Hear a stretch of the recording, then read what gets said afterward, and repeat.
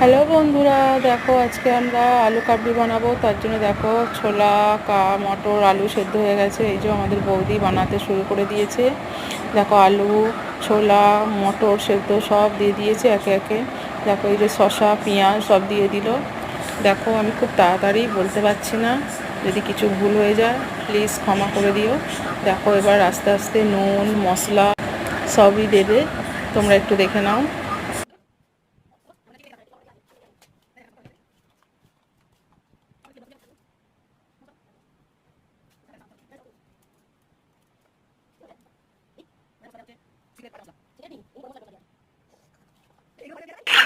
দেখো এখানে সবই দিয়ে দিয়েছে, মশলা, কাঁচা লঙ্কা, লেবু রস সবই পড়েছে।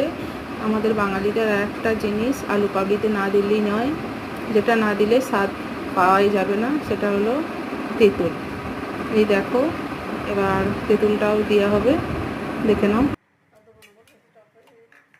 তেঁতুল জল তো দিয়ে দিয়েছে। দেখো এবার টেস্ট করে বলবে কেমন হয়েছে।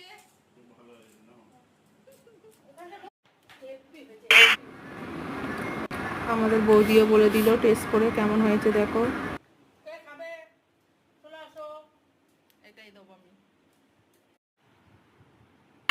চলো সবাই তো টেস্ট করে বললো ভালোই হয়েছে, চলো আমি একটু টেস্ট করে বলি কেমন হয়েছে। এই যে দেখো, চলো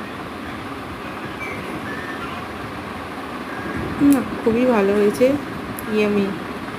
ঠিক আছে চলো, অনেক বড় হয়ে গেল ভিডিওটা, টাটা।